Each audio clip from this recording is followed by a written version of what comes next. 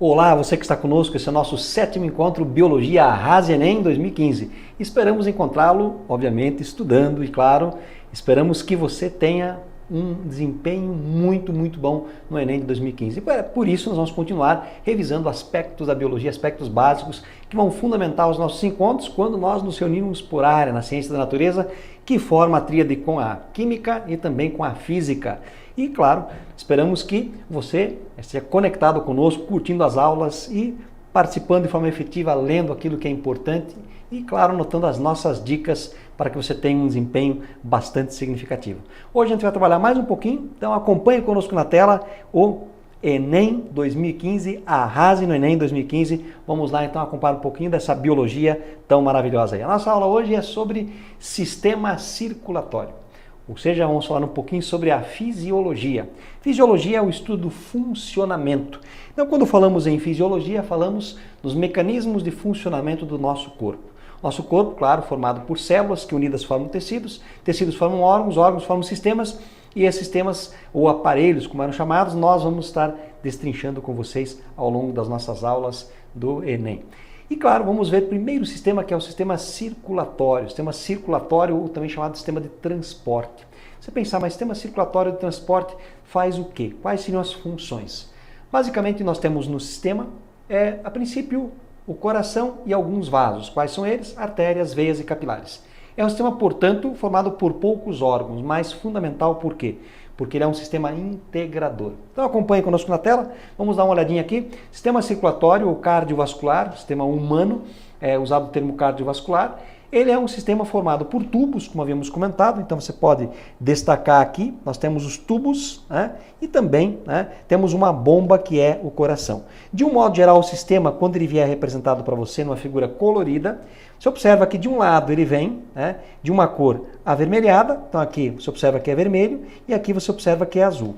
Isso não significa que você tenha sangue vermelho e sangue azul. Então, você pode pensar, mas então quer dizer que do meu lado direito do corpo o sangue é azul e do esquerdo é vermelho. Não. Isso é um mero esquema para representar os dois tipos de sangue que nós temos. O sangue vermelho é um sangue rico em oxigênio, portanto chamado sangue arterial. O sangue mais azulado é um sangue venoso, é rico em gás carbônico. Ele contém menos oxigênio do que gás carbônico. Ah, mas o sangue não se mistura, o vermelho com o azul? Não, não há mistura, há conversão de um sangue em outro. Isso é muito importante. Se você observar o esquema aqui, você observa aqui, está indicado pelo número 8, ali existe um processo de conversão. Aqui pelo número 3, um outro processo de conversão, ok? Que representam os pulmões, e aqui um outro processo de conversão também, que representa a cabeça, a parte cefálica. Então vamos lá, analisando um pouquinho, podíamos dizer que o sistema de transporte, o cardiovascular, o sistema circulatório, tem por função fazer o quê? Transportar. Então você pode verificar, levar oxigênio para as células do corpo e recolher o gás carbônico, distribuir nutrientes para as células, recolher excretas, manter o equilíbrio hidrossalino, a quantidade de sais e água no organismo, distribuir os hormônios são distribuídos pela corrente sanguínea, imunizar com o transporte de anticorpos, ou seja, levar as proteínas de defesa e também manter a temperatura do corpo, as principais funções. Primeira coisa importante, quando nós analisamos o sistema circulatório, para analisarmos não somente um sistema só o nosso, mas vários sistemas, os sistemas têm algumas classificações, que são baseadas em critérios. O primeiro critério utilizado aqui é para designar se a circulação ela é aberta ou ela é fechada. Aberta, é uma circulação aberta e fechada, nós vamos encontrar, no nosso caso, uma fechada, em vários organismos uma aberta. Vamos ver o que significa isso. Então, uma circulação aberta ou lacunar e a circulação fechada. Acompanhe na tela o esquema que nós temos aqui. Aqui na esquerda nós temos um gafanhoto e vamos observar que, no esquema abaixo, um coração, existem os vasos sanguíneos, só que observe que o sangue vai cair dentro de uma lacuna, por isso aberto ou lacunar. Quando o sangue cai dentro de uma lacuna, a pressão arterial ela cai. A velocidade de condução ela também cai. Isso faz com que o sangue seja conduzido a curtas distâncias. Esse sistema circulatório aberto ele é típico de quem? Da maioria dos moluscos, ele é típico de todos os artrópodos, também pode ser encontrado em cordados, protocordados, como no caso a assídia. Então a desvantagem é que a pressão é baixa, a velocidade de condução ela é baixa. O sistema fechado, que aparece em anelídeos, nos moluscos cefalópodos, aparece também nos cordados, a grande maioria deles, é um sistema que tem o coração, tem os vasos, só que os vasos, observem, não tem uma lacuna, um buraco entre eles, há uma integração entre os vasos, fazendo com que aqui ocorram as trocas. Nesse caso, a pressão arterial ela é muito maior, a velocidade de condução é muito maior, isso permite o animal ter um maior porte. Então o animal pode ser maior, ok? Nesse caso, claro, como falei, anelídeos, moluscos cefalópodos como polvo, lula, náutilus, e temos nós, né, os vertebrados, assim também como os peixes, os anfíbios, os répteis e as aves, tá? Claro, além dos mamíferos, onde nós estamos inclusos. Esse é o primeiro modelo de classificação. Segunda forma de classificar o sistema. O sistema circulatório, ou a circulação, ela pode ser classificada em dupla ou simples. O que é uma circulação dupla e o que é simples? Nós falamos que a circulação é simples quando o sangue, numa volta completa que ele dá pelo corpo, ele passa uma única vez pelo coração. E ela é dupla quando a circulação, quando o sangue, numa volta completa pelo corpo, passa 2 vezes pelo coração. Então nós vamos ter uma circulação simples quando, nessa volta completa, o sangue passa uma única vez pelo coração. Exemplo, peixes não dipnoicos, ou seja, peixes que não têm a bexiga natatória modificada em pulmão. Traduzindo, a maioria dos peixes. Circulação dupla. É o caso dos répteis, dos anfíbios, das aves e dos mamíferos. Vamos observar o esquema para entender um pouquinho melhor? Então você observa nesse primeiro esquema aqui, ó, brâncas, estamos falando de um peixe. O sangue no seu trajeto completo pelo corpo, ó, corpo, coração, coração, brânquias, corpo, corpo, coração, coração, brânquias, corpo, ó. Ele passou uma única vez pelo coração no trajeto completo. Agora, quando você pensa numa circulação, nesse caso representada aqui, é a circulação de uma ave ou de um mamífero, você observa o seguinte, ó, a circulação, ó, corpo, coração, coração, pulmão, pulmão, ó, pulmão, coração, coração, corpo. Então, repetindo, corpo, coração, coração, pulmão, pulmão, coração, coração, corpo. O sangue passou 2 vezes pelo coração no trajeto completo. Portanto, ela é dupla. Simples, peixes não dipnoicos. Dupla, anfíbios, répteis, aves e mamíferos. Vamos lá, próxima classificação, circulação chamada incompleta e circulação chamada completa. O que é uma circulação incompleta?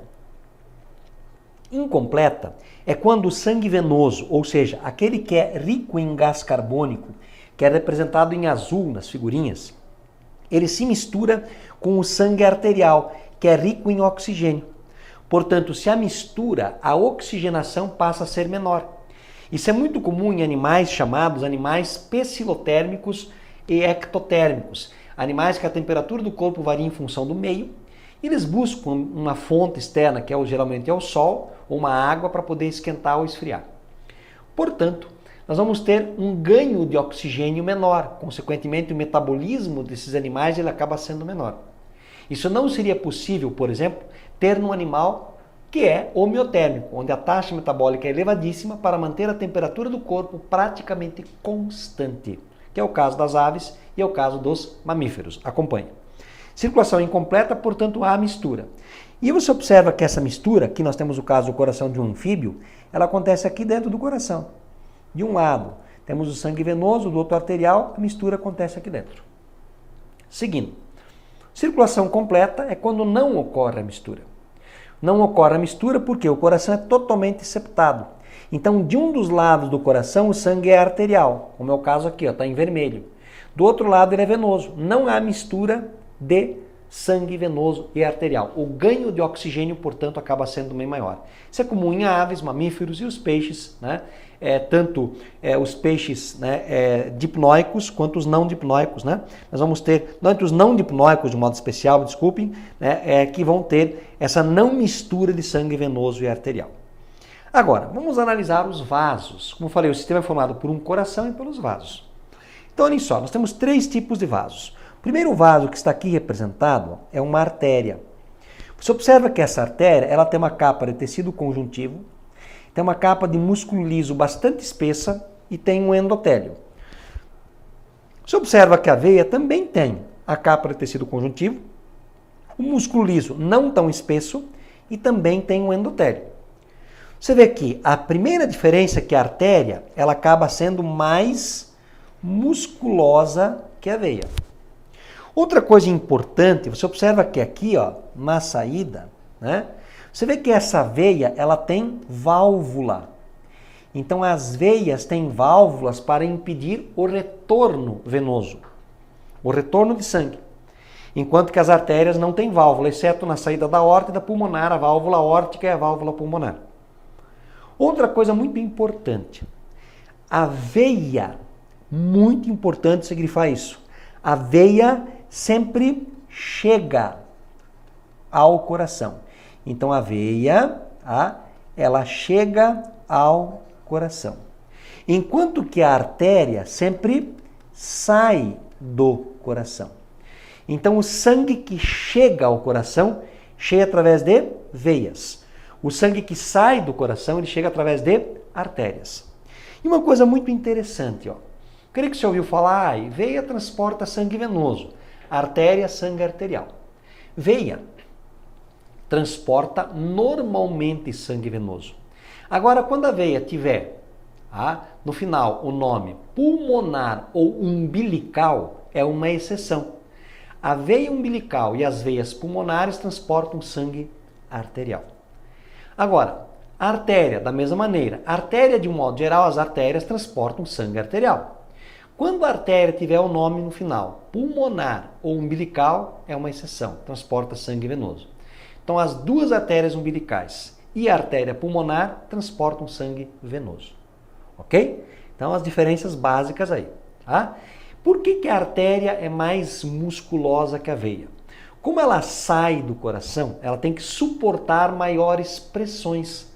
O sangue chega pela veia ao coração, suporta menores pressões. Por isso que a artéria acaba sendo mais musculosa do que a veia. Beleza, pessoal? Então é importante. E temos mais um tipo de vaso aqui, ó, que são os vasos chamados de capilares. Esses capilares só tem um endotélio, ó. Só tem um endotéliozinho. E nos capilares que ocorrem as trocas. Por isso que eles são tão finos, mais finos que um fio de cabelo, para realizar trocas gasosas, trocas de nutrientes. É nesse momento que ocorrem as trocas e a conversão do sangue arterial em venoso, venoso arterial e a troca de nutrientes e excretas. Aqui a gente observa a variação de pressão nos vasos. É muito importante quando tem um gráfico você avaliar as variáveis. Então você observa que aqui nós temos a pressão representada e aqui nós vamos ter, obviamente, ao longo da abscissa, os tipos de vasos. Você observa, por exemplo, na parte inferior, o diâmetro do lúmen ou da parte interna do vaso. Por exemplo, você pega aqui uma artéria aorta com 25 milímetros. Você vê que tem uma veia cava com 30 milímetros. Tá? Só que você vê que a espessura da parede de uma artéria era de 2 milímetros, da veia de 1,5. O que vai acontecer? Como o sangue sai do coração, impulsionado pelo ventrículo esquerdo para todo o corpo, quando o sangue sai pela aorta, a pressão sistólica é em torno de 120. Obviamente que a ramificação vai ocorrendo e, consequentemente, a pressão arterial vai diminuindo. Prova que quando chegar nos capilares, a pressão é em torno mais ou menos em torno de 40 milímetros. Tá? Quando chega numa veia, a pressão arterial, obviamente se ela é arterial, não tem veia, ela é praticamente zero. Tá?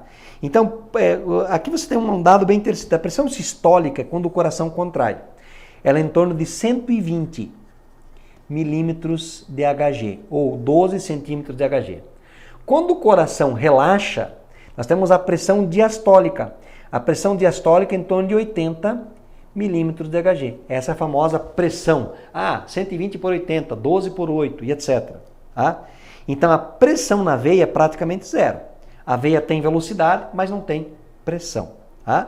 Ok? Então é interessante. Se fôssemos colocar aqui a velocidade, ó, deixa eu até desenhar para vocês um gráfico de velocidade junto aqui com de pressão para você entender. Se fosse velocidade, na artéria tem muita pressão e tem muita velocidade. A velocidade cai, nos capilares ela é muito baixa porque se realizam as trocas, depois ela volta a aumentar, ela é um pouquinho maior nas veias. Tá? Esse é o gráfico de velocidade. Aqui nós temos o gráfico de pressão. Beleza? O que mais que é interessante e significativo nós avaliarmos? Nós temos agora o exemplo de um esquema de um coração. Uma coisa muito importante que eu colocaria para você é o seguinte. Quando aparecer um esquema desses, quando é um coração de um mamífero, fica o seguinte, fique atento ao seguinte. Observe o esquema e olhe só, olhe para a folha e pense assim, aquilo que está à tua direita é a esquerda, porque você está vendo o meu coração. Aquilo que estiver à tua esquerda é a direita. Repetindo, o que estiver à tua direita é a esquerda, o que estiver à tua esquerda é a direita. Sempre do lado direito, o sangue é venoso. No coração, do lado direito, o sangue é venoso. Do lado esquerdo, ele é arterial. Direito venoso, esquerdo arterial. Direito venoso, esquerdo arterial. O coração é formado por câmaras. As que recebem o sangue são chamadas de átrios. As que enviam o sangue para fora do coração são os ventrículos. No passado, os átrios também eram chamados de aurícula. Se aparecer esse termo, considere sinônimo de átrio. Vamos lá, analisando o esquema.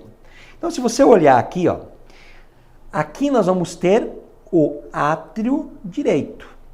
Aqui nós teremos o ventrículo direito. Agora, aqui nós vamos ter o átrio esquerdo e aqui o ventrículo esquerdo. O sangue chega ao coração por 4 vasos. Tá? Por 2 vasos do lado direito. Então, o sangue chega do lado direito por 2 vasos. Nós vamos ter a veia cava inferior, olha aqui, e a veia cava superior. A superior veio da cabeça, a inferior veio do restante do corpo. Essas veias cava superior e inferior trazem um sangue venoso para o átrio direito, que passa para o ventrículo direito, e através da artéria pulmonar, ó a palavrinha pulmonar, artéria pulmonar, transporta sangue venoso. O sangue venoso vai para os pulmões, tá? E lá nos pulmões acontece um fenômeno chamado hematose. O que é a tal da hematose? É a conversão do sangue venoso em sangue arterial.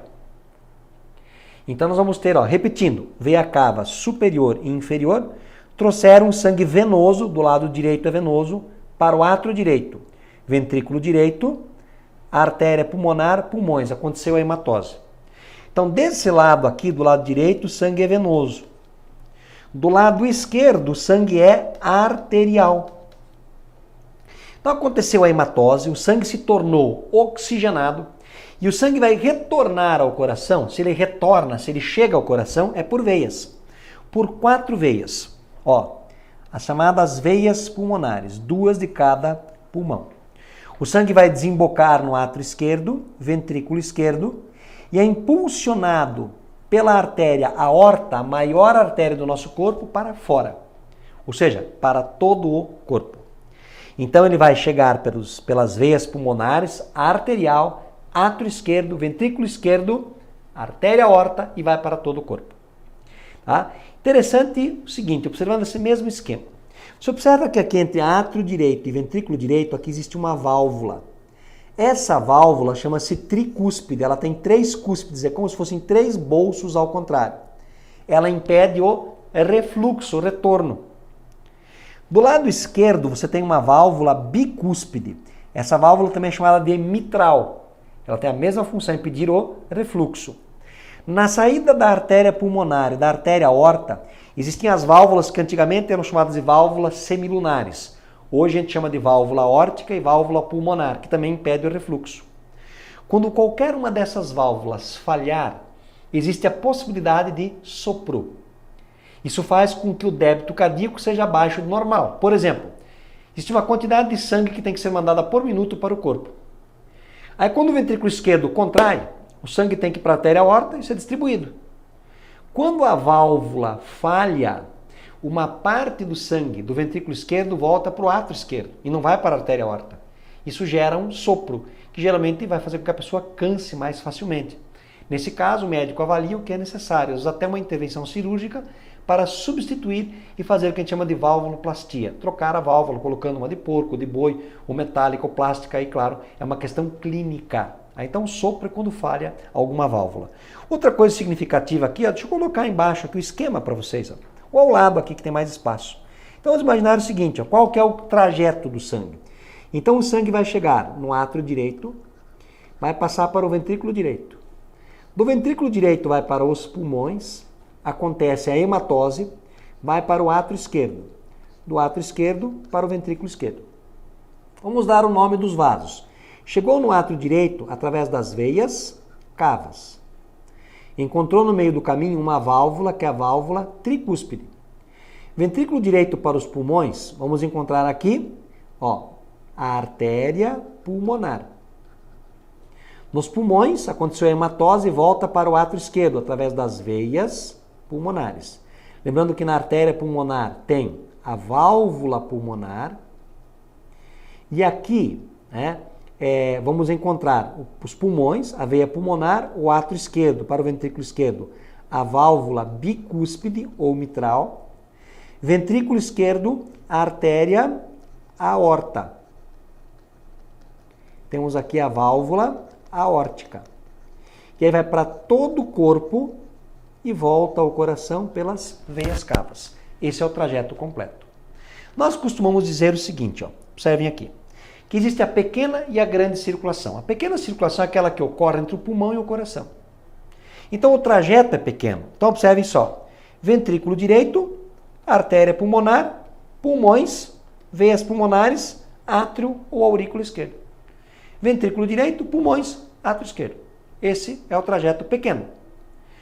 Como ele é pequeno, o ventrículo direito pode ser menos musculoso que o esquerdo. Por quê? Joga o sangue até uma área próxima, que são os pulmões. Agora, a grande circulação sistêmica é aquela que ocorre entre o coração e o corpo. Ou seja, ventrículo esquerdo, artéria aorta, todos os sistemas corporais, através das veias cavas, retorna ao átrio ou aurícula direita. Então, grande circulação, o ventrículo esquerdo, todo o corpo, átrio direito, trajeto grande. Por esse motivo, o coração, ele acaba sendo mais musculoso do lado esquerdo. Por quê? Porque do lado esquerdo tem que mandar o sangue para todo o corpo. Do lado direito, só até os pulmões. Tranquilo, pessoal? Tá dando para entender?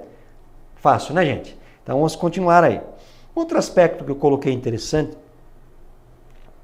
o coração, ele apresenta no seu interior como se fossem geradores, baterias. São, na verdade, células musculares modificadas, o chamado nódulo sinoatrial e um nódulo atrioventricular. Tá? Então, o nódulo, né, o nódulo, tanto faz, sinoatrial, sinusal e o nódulo atrioventricular. O que vai acontecer? Eles recebem uma inervação e, a partir daqui, existe a transmissão elétrica para dar ritmicidade ao coração. Esses nódulos, essas baterias, são, na verdade, o marca-passo que dá ritmicidade cardíaca. Pode acontecer que pelo uso de drogas, pode ser pelo próprio envelhecimento, por uma doença reumática, uma febre reumática, esses nódulos, eles acabam perdendo a sua função. E a necessidade do médico implantar um marca-passo artificial, tá? Que são as baterias que vão continuar dando ritmicidade cardíaca. Então a falha nesses marca-passos pode dar arritmia cardíaca. Outra coisa muito interessante que tem aparecido no Enem é a questão do infarto. O que seria o infarto? O infarto seria a falência do miocárdio por falta de oxigenação.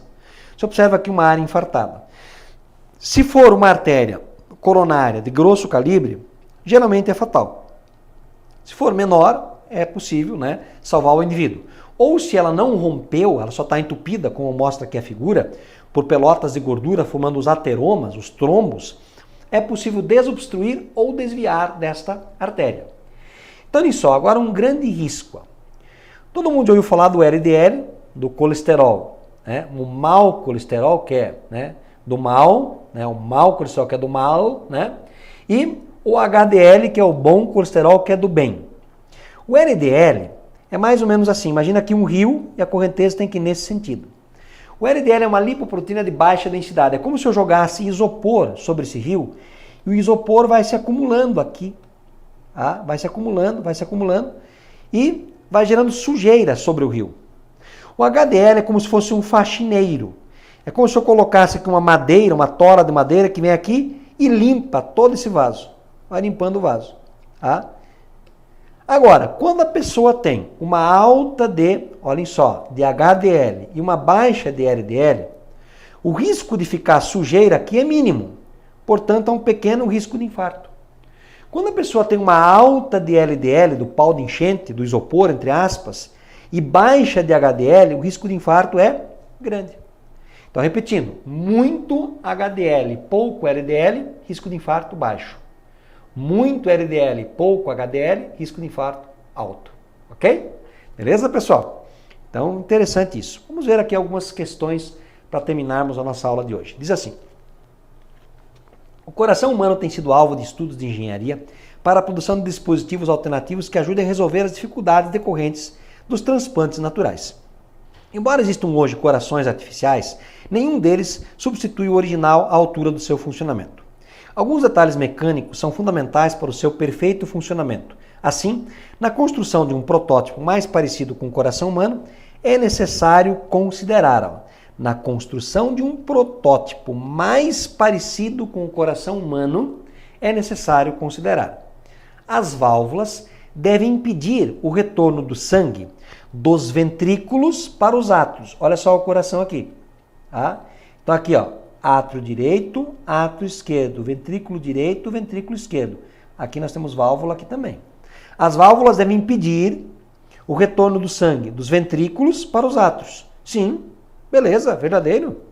O lado direito deve possuir maior capacidade de bombeamento? Não, nós vimos que é o esquerdo. O lado direito da bomba deve ter a capacidade de aspirar e o esquerdo de impelir o sangue.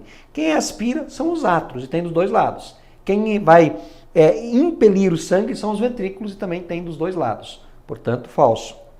Os conectores de entrada e saída devem ser 4, um para cada átrio e um para cada ventrículo. Mentira. Do lado direito, o átrio direito tem 2 conectores, 2 veias cava superior e inferior, e o ventrículo direito 1, que é a artéria pulmonar. Do lado esquerdo, nós vamos ter 4 conectores no átrio esquerdo, as 4 veias pulmonares, e 1 no ventrículo esquerdo, que é a artéria aorta. Portanto, ficamos aqui com a letra A. Seguindo, próxima questão. Próxima questão diz assim: aqui nós temos um coraçãozinho, né? E diz assim: considere a figura do coração humano abaixo esquematizado. Nele se podem observar os vasos sanguíneos que chegam ao coração e que dele saem. Então, o vaso de maior calibre que você observa aqui, por exemplo, isso aqui é a artéria aorta. Tá? Essa aqui é a aorta. Esse outro vaso de grosso calibre aqui, que se divide para a direita e para a esquerda, é a artéria pulmonar. Tá? Aqui nós conseguimos observar, essa aqui é a veia cava superior. É o que dá para ver aqui. E aqui do ladinho você consegue observar, né? Aparentemente está demonstrando uma veia pulmonar. Tá? Parece uma veia pulmonar. Então ele pede o seguinte, ó, diz assim: sobre a figura apresentada pode-se fazer todas as afirmações abaixo, exceto: na circulação pulmonar, ventrículo direito, pulmões, átrio esquerdo. Na circulação pulmonar, o sangue venoso sai do ventrículo direito para a artéria pulmonar e segue em direção aos pulmões. Verdadeiro. Não é para marcar verdadeira. Na grande circulação, o sangue arterial sai da onde? Do ventrículo esquerdo, artéria aorta, todo o corpo, volta para o átrio direito. O sangue arterial sai do ventrículo esquerdo pela artéria aorta, levando oxigênio a todas as partes do corpo. Verdadeiro. Não vai marcar. Próximo. As veias cavas chegam ao átrio direito do coração, conduzindo o sangue venoso recolhido de todo o corpo. Então, as veias cavas chegam no átrio direito do coração, conduzindo o sangue venoso recolhido em todo o corpo. Verdadeiro. Próxima. Tanto as veias cavas como as pulmonares transportam sangue venoso para o coração.